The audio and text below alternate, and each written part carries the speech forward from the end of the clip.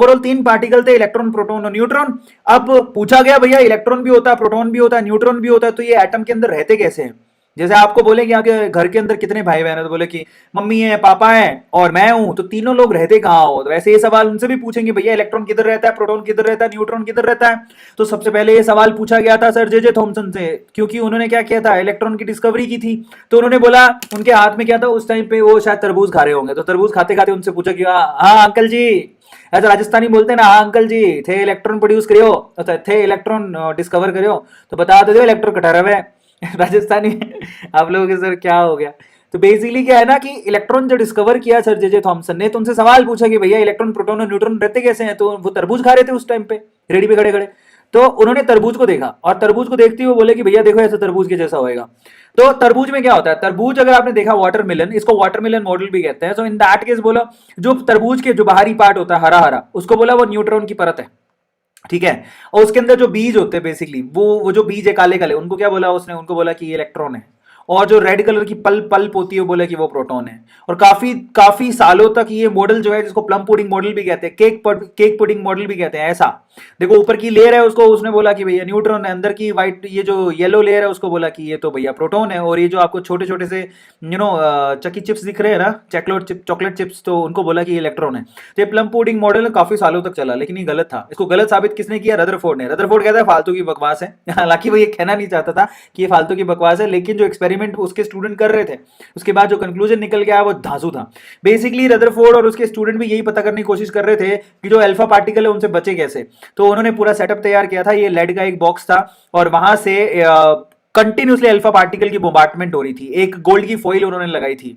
बाद में पता लगा कि बहुत सारे जो अल्फा पार्टिकल्स हैं वो तो सीधे ही निकल गए, कुछ बहुत सारे अल्फा पार्टिकल तो सीधे निकल गए, सीधे निकल गए। तो इसका मतलब ये हुआ कि भैया जो आपका एटम है वो मतलब बहुत सारा एम्प्टी स्पेस है उसमें, क्योंकि कोई चीज सीधे निकल जाएगी इसका मतलब उसमें कुछ नहीं है। तो बहुत सारा एम्प्टी स्पेस है एटम के अंदर। तो इसका मतलब क्या हुआ कि सर जे जे थॉमसन तो पागल बना रहे थे, वो ये कह रहे थे कि भैया ये तो पूरा तरबूज के जैसा है, जबकि रदरफोर्ड का एक्सपेरिमेंट यहाँ पता ऐसे लग रहा था कि भैया सारे पार्टिकल तो सीधे निकल रहे हैं। इसका मतलब एटम का जो बहुत सारा एरिया है वो एम्प्टी है, लेकिन कुछ पार्टिकल रिफ्लेक्ट हो रहे थे। तो कुछ पार्टिकल रिफ्लेक्ट हो रहे थे इस तरह से, और कुछ पार्टिकल क्या थे, कुछ पार्टिकल बेसिकली पूरे 180 डिग्री से घूम के वापस आ रहे थे।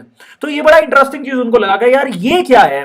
तो तब उनको समझ में आया कि भैया फाइनली उन्होंने कहा कि पूरा एटम वैसे तो खाली है, पूरा एटम वैसे तो खाली है, लेकिन उसके बीचों बीच एक ऐसी जगह है जिसका एरिया बहुत कम है, ठीक है। और वो एरिया, वो जगह कुछ ऐसी है कि उसमें पूरे प्रोटॉन यानी कि पॉजिटिव चार्ज लाई करता है, और वो मासी भी बहुत है। मासी मतलब वो हिंदी वाली मासी नहीं, इंग्लिश वाली मासी। मासी मतलब उसमें टोटल एटम का मास लाई करता है।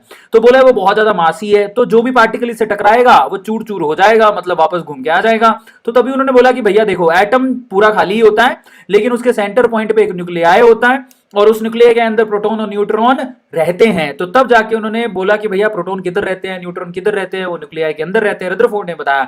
लेकिन और बोले कि जो इलेक्ट्रॉन है वो इस न्यूक्लियाई के चारों तरफ घूमता है, ये ऐसे ही घूमता है जैसे कि हमारी अर्थ सन के चारों तरफ घूमती है। बड़ा इंटरेस्टिंग मॉडल दिया। पहले तो एटम को गोल क्यों बताया, तो गोल इसलिए बताया कि सूरज गोल होता है, नेचुरली जो भी चीज होती है वो गोल होती है। सूरज गोल, चंदा गोल, समझ में आ रहा है, धरती गोल, तो एटम भी गोल, समझ में आ रहा है। पहली चीज तो ये बताई। दूसरा, इसके ये जो इलेक्ट्रॉन है वो न्यूक्लियस के चारों तरफ चक्कर वैसे ही काटता है जैसे कि सन के चारों तरफ अर्थ चक्कर काटती है एक ऑर्बिट के अंदर।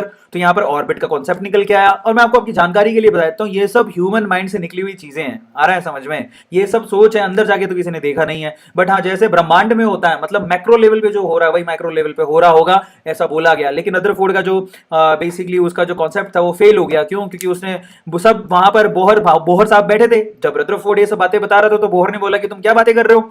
तुम बोला कि इलेक्ट्रॉन जब चारों तरफ न्यूक्लियस के चारों तरफ घूम रहा है और ये एक चार्ज बॉडी है जो कि प्रोटॉन के चारों तरफ घूम रही है, तो धीरे धीरे ये क्या करेगा, एनर्जी को लूज करना शुरू नहीं कर देगा। तो वो क्यों बोला, क्योंकि मैक्सवेल ने कहा था कि एक चार्ज बॉडी दूसरे चार्ज बॉडी के रिस्पेक्ट में जब मूव करती है तो वो एनर्जी को रिलीज करती है। तो ये कह रहा था कि प्रोटॉन के चारों तरफ इलेक्ट्रॉन घूम रहा है, तो क्या इलेक्ट्रॉन एनर्जी को रिलीज नहीं करेगा। समझ में आता है? तो तुम्हारी थ्योरी तो गलत हो गई। बोले हाँ बिल्कुल सही बात है। तब रदरफोर्ड ने हार मान ली थी। बट ओवरऑल अगर मैं आपसे कहूं कि सबसे पहले न्यूक्लियस नाम किसने दिया था, कि न्यूक्लियस टाइप की कोई चीज होती है, इलेक्ट्रॉन चारों तरफ चक्कर काटता, तो वो रदरफोर्ड साहब थे। ठीक है, फाइनली यहां पर इलेक्ट्रॉन, प्रोटॉन और न्यूट्रॉन डिस्कवर हो चुके थे ओवरऑल।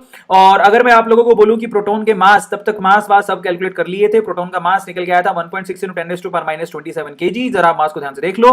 न्यूट्रॉन और प्रोटॉन के मास में कुछ ज्यादा फर्क नहीं होता, वो ऑलमोस्ट सिमिलर होते हैं, 1.6 × 10⁻27। इलेक्ट्रॉन इलेक्ट्रॉन का मास जो होता है प्रोटॉन के मास और न्यूट्रॉन के मास से 1000 टाइम्स कम होता है, यानी कि 9.11 into 10⁻31, ये तो आपने पढ़ा होगा, 9.1 into 10⁻31 ये इलेक्ट्रॉन की मास होती है। अगर चार्ज की बात करें तो प्रोटॉन पे चार्ज निकल के आया था, इलेक्ट्रॉन का जस्ट अपोजिट। इलेक्ट्रॉन के ऊपर चार्ज किसने डिस्कवर किया था? ये डिस्कवर किया था मिलिकन ने। मिलिकन के ऑयल ड्रॉप एक्सपेरिमेंट से, मिलिकन के ऑयल ड्रॉप एक्सपेरिमेंट से चार्ज निकाला गया था 1.6 into 10⁻19 कूलम, लेकिन माइनस का। तो प्रोटॉन पे क्या होगा? प्लस का। न्यूट्रॉन पे तो कोई चार्ज ही नहीं होता, तो वो जीरो। तो इस हिसाब से रिलेटिव मासेस और रिलेटिव चार्ज निकाले गए। तो आपको बता देता हूं, आप लोगों को रिलेटिव मास याद रखना है, वो सब फिजिक्स के लिए होता है। तो सबसे पहले will talk about relative charge. Relative charge कितना होता है? देखो, relative charge on electron, proton and neutron. तो relative charge on electron is called -1। ये कैसे निकाला? आप इसी नंबर से इसी को डिवाइड कर दो। एक कॉमन नंबर ले लो, 1.6 into 10⁻19 से सबको डिवाइड करो। तो इलेक्ट्रॉन पे चार्ज आएगा -1, रिलेटिव चार्ज। प्रोटॉन पे रिलेटिव चार्ज होता है +1 और न्यूट्रॉन पे रिलेटिव चार्ज होता है 0। इसी तरह से रिलेटिव मास भी निकाले गए। रिलेटिव मास कैसे निकालोगे? सेम जो नंबर लिया ना आपने, ये वाला 1.6 into 10⁻27 से सबको डिवाइड करो। इस हिसाब से अगर देखोगे तो प्रोटॉन का रिलेटिव मास आएगा 1, न्यूट्रॉन का रिलेटिव मास आएगा 1, और क्योंकि इलेक्ट्रॉन का मास तो 1000 गुना छोटा है और वैसे भी नंबर बहुत छोटा है, तो उसको 0 बोल दिया गया। तो इलेक्ट्रॉन का रिलेटिव मास 0 होता है, प्रोटॉन का रिलेटिव मास 1 होता है, न्यूट्रॉन का रिलेटिव मास 1 होता है, रिलेटिव चार्ज इलेक्ट्रॉन के ऊपर -1 होता है, प्रोटॉन के ऊपर प्लस का 1 होता है और न्यूट्रॉन के ऊपर 0 होता है। तो ये सब चीजें आप लोग याद रखोगे। रिलेटिव चार्ज और रिलेटिव मास आपको केमिस्ट्री में काम आते हैं, बाकी सारी चीजें आपको फिजिक्स में काम आती हैं, कुछ ज्यादा यहां काम नहीं आएंगी केमिस्ट्री के अंदर, सिर्फ इस चैप्टर में काम आएंगी।